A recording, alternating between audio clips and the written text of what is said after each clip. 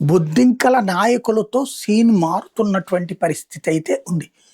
ఇప్పుడు డిమాండ్లు మారిపోయినాయి. ఇవాళ కేంద్ర ప్రభుత్వంతో 2 గంటల పాటు చర్చలు జరిగినాయి. నడ్డా సమక్షంలో నిన్నటిదాకా జంతర్ మంతర్ దగ్గరికి రావాలన్నోళ్ళు ఇవాళ వాళ్ళే అక్కడికి వెళ్ళడానికి ఒప్పుకున్నారు. ఇద్దరూ కలిసి వెళ్ళారు. అభిజిత్ దుప్కేని పక్కన పెట్టి వెళ్ళారు. మిగతా ఇద్దరు అశుతోషును, సౌరభ్ కలిసి. అక్కడ అడిగిన 3 డిమాండ్లు. నెంబర్ 1 ఏంటయ్యా అంటే ధర్మేంద్ర ప్రధాన్ రాజీనామా. నెంబర్ 2 వచ్చేటప్పటికి ఏదైతే ఈ చనిపోయినటువంటి కుటుంబాలకి పరిహారం, మేబీ ఇది సక్సెస్ అవ్వచ్చేమో. నెంబర్ 3 వచ్చేటప్పటికి, ఎందుకంటే ఆల్రెడీ సోనం వాంగ్చుక్ ఆ విషయం చెప్పారు కూడా, నడ్డా పరిహారం ఇద్దాం అనుకుంటున్నాం అని. అక్కడే అయిపోయింది కాబట్టి వీళ్ళ డిమాండ్ కూడా అదే అంటే దానికి ఒప్పుకుంటారు. 3వది వచ్చేటప్పటికి విద్యార్థుల మీద కేసులు పెట్టద్దు అన్నటువంటి. నిన్న సోనం వాంగ్చుక్ కూడా అడిగాడు, మేము విద్యార్థుల మీద కేసు పెట్టాం అని చెప్పింది ప్రభుత్వం కూడా.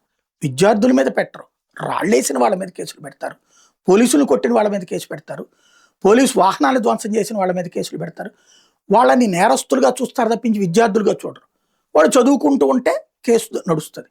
కాకపోతే మిగతా ఉద్యమం చేసిన వాళ్ళ మీద కేసులు పెట్టరు. ఇదే పరోక్షంగా చెప్పేది. రేపు దాకా టైం తీసుకున్న ధర్మేంద్ర ప్రధాన్ రాజీనామా అన్నటువంటి తమ ప్రధాన డిమాండ్ అన్నది అక్కడ చెప్పుకొచ్చింది.